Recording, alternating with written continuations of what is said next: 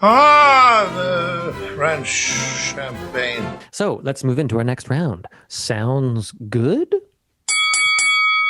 Begin.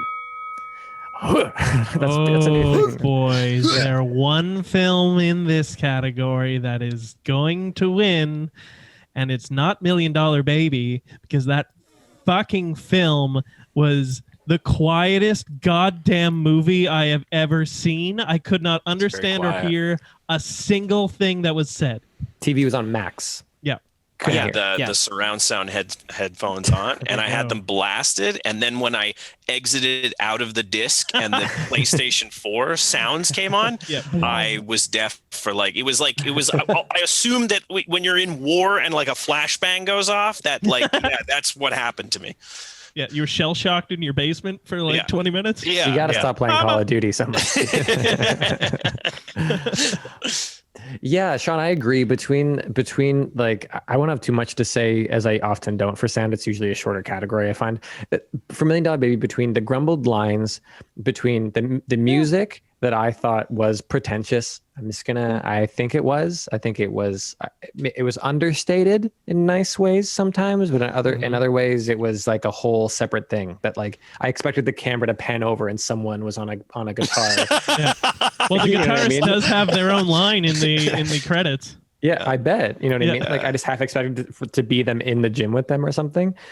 So that was a lot. And then also there was something else too. And the narration as part of as a thing, as part of the sound. I can't believe they did that much. That Clint saw Shawshank Redemption and was like, yeah, that, or March of the Penguins.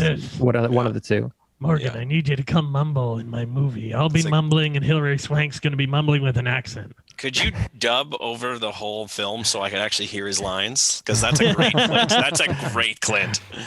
Get off my lawn. That's in every film he does, right? Yeah, but there were full conversations where I would miss like every third or fourth line. Just the kettle, Aaron boiled water, so the kettle was like 20 feet away, and it was on, and I had to put it I had to double the volume to hear it over the steam. Yeah. That sounds like a kettle problem, bro. Yeah. The kettle is, it's a steampunk kettle. It's a gas-powered kettle, weirdly enough. Shoveling the coal really is what pull start. A pull start kettle. A pull start. I bet that exists somewhere. Whereas Here Comes the Boom has fun music.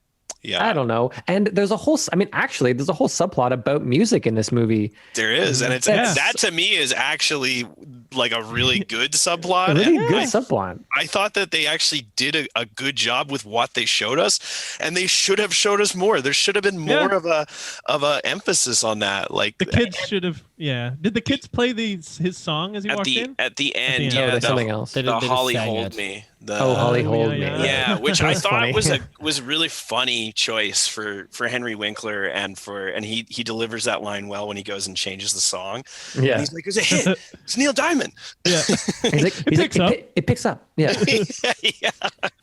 Yeah. And then But I thought it was funny too. Even I made a note when we first are introduced to the music class, which is, first of all, that would be way over budget. They have double basses. They got multiple cellos. That'd be way too much money. Yeah, string section. Yeah, string section. Are you kidding me? Whatever.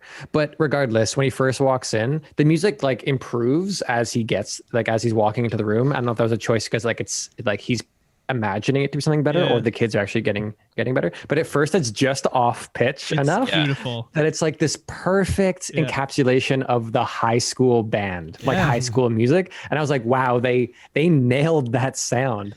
And if they got professional musicians to come in and to just perfectly sound wrong like that, that's a level of work that I really appreciate in John this Williams filmmaking. and the London Philharmonic came in and they all detuned or uptuned a little bit. Yeah. And just adjusted their fingering off just enough. Yeah, I thought it was funny to me. I laughed. It was good. Yeah. Sound, Okay, is that it? Any other sound? I was just going to say thoughts? the name of the movie is a song that they almost used too many times. Almost. I'm actually surprised that they didn't. By the end of the movie, I wasn't like, oh my God, this song again.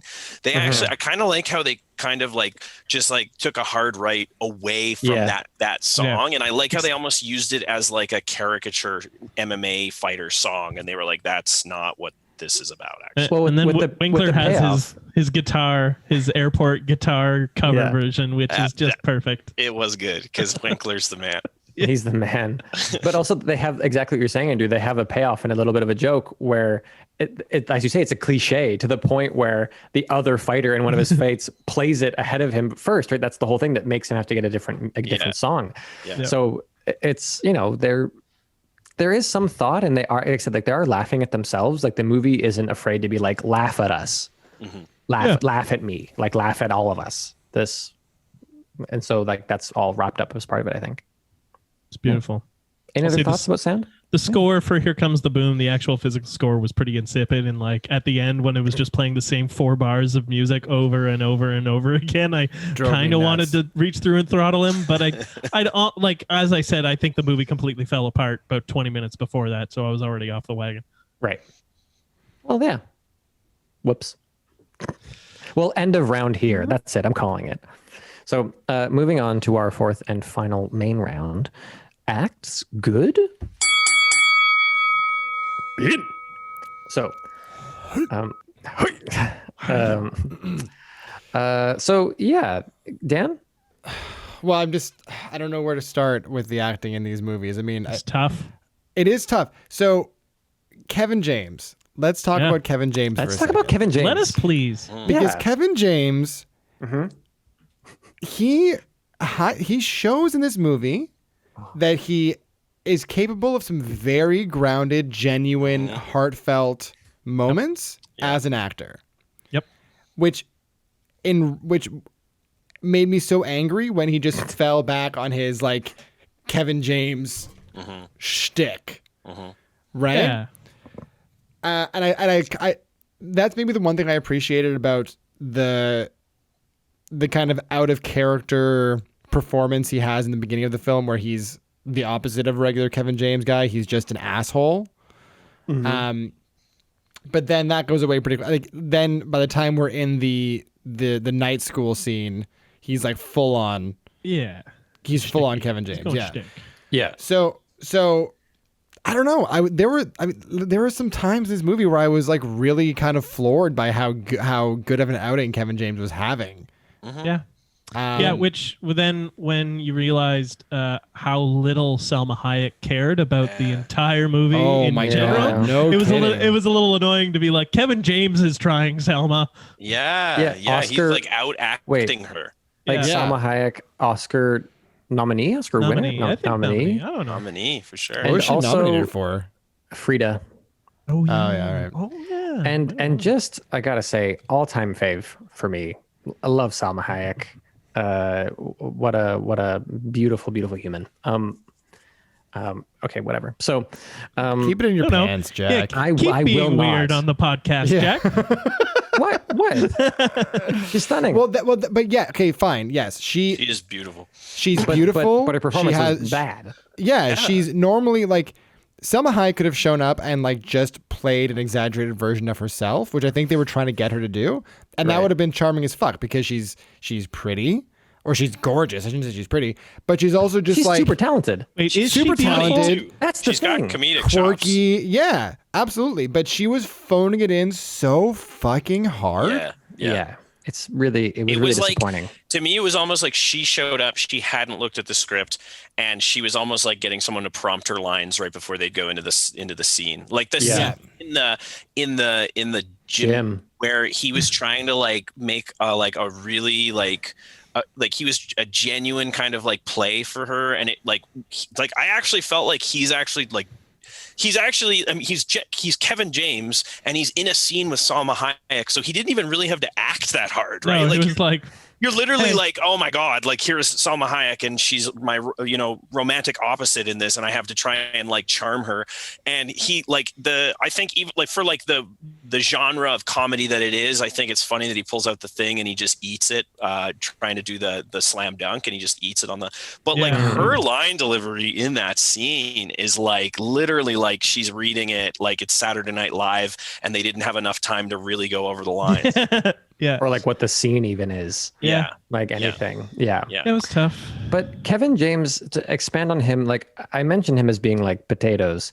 And that's kind of what I realized about him. I realized also that I haven't seen many of his things. I've never seen the Paul Blart series. I know. What am I doing with my life? No Zookeeper? King of Queens? Come on. No King of Queens. Like, what am I doing? Queens is classic, actually. You should give that a watch. It's I'm not even gonna lie. I have watched all of Patton Oswalt. Yeah.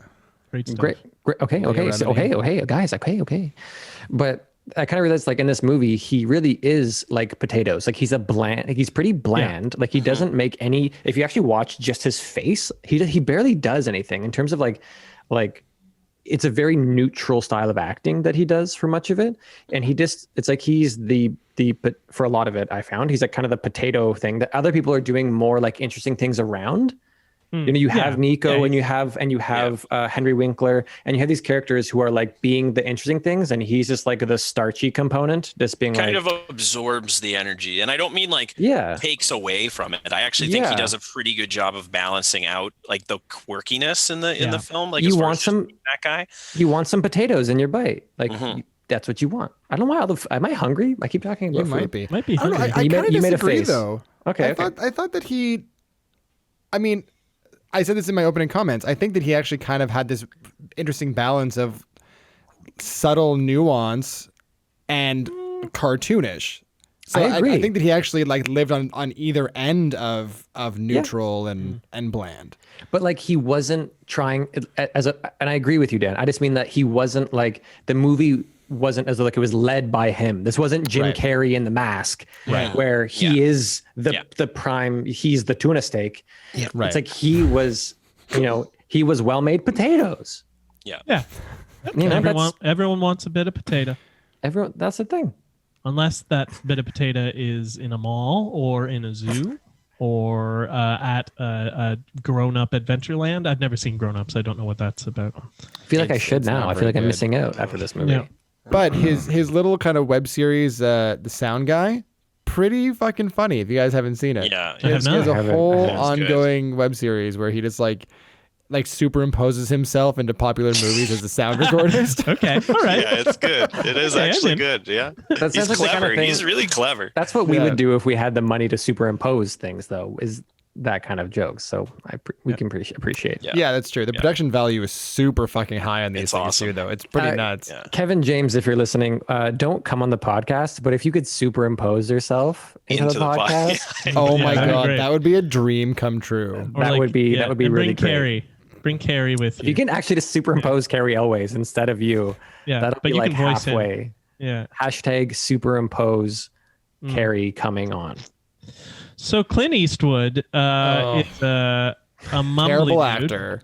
The way you said last week, Jack, what is Jeremy Irons? Why is Jeremy Irons? I respond to that with why is Clint Eastwood? What is Clint Eastwood? I don't know. Well, he's a cowboy. Is he? No, but I mean, like that's what he is, though, right? Like, Right. I mean, if you think about it, he is that character from Good, Bad, and the Ugly. The Citizen Kane of the week is